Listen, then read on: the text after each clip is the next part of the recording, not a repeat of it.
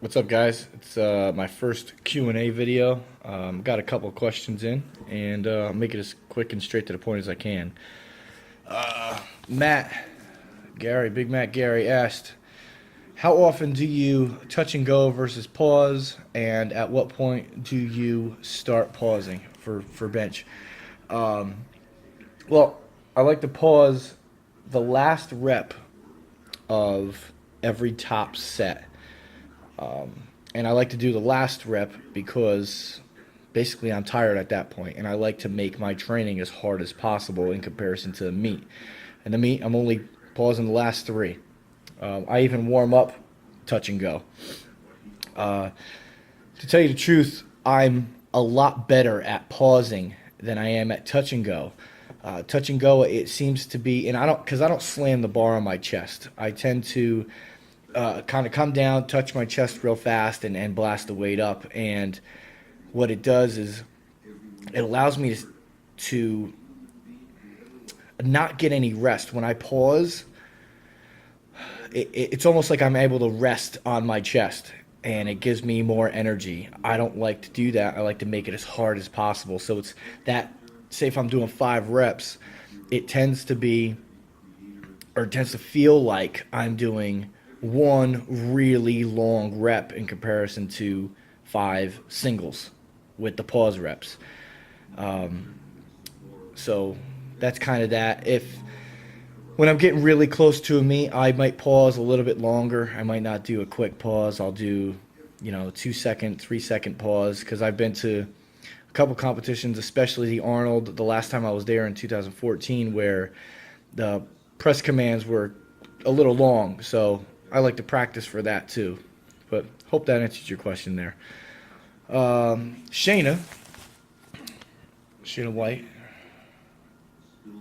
she asked, have you ever thought about pulling sumo? Why not? That's the first part of the question. So, have I ever thought about pulling sumo? Yes, I actually started off pulling sumo. It was more like a Ed Cohen stance, really, really close. And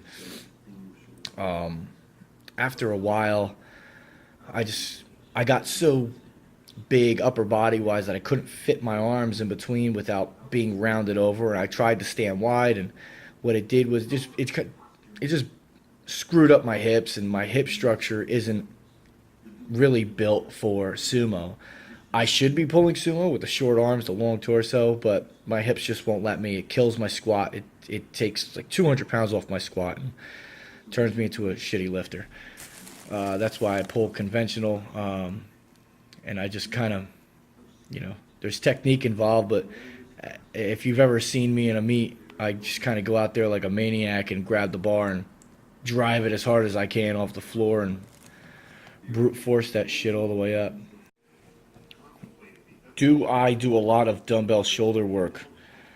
No, I do my seated shoulder pin, dead press, whatever the hell you want to call them, shoulder press. That works the best. If you want to talk about other kind of dumbbell work for my shoulders, I do 3-way raises. I do to the front, to the side, and rear. As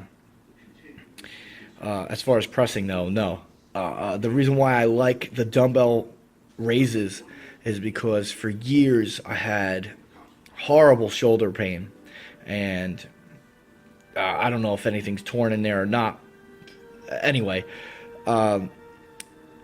it fixed any imbalances I had, and it made my bench go up by 20 pounds easily, just by isolating those muscles and really fixing the imbalances. But besides that, no, I don't do any dumbbell work. In fact, I don't even use dumbbells for those. I actually I actually grab 45-pound plates and do the raises, and it works my forearms too, which actually helps grip, because I don't do any direct grip work. But yeah, I hope those answered your questions, and if you guys like them, I'll make another video. If you don't, then whatever. See you guys later. Thanks.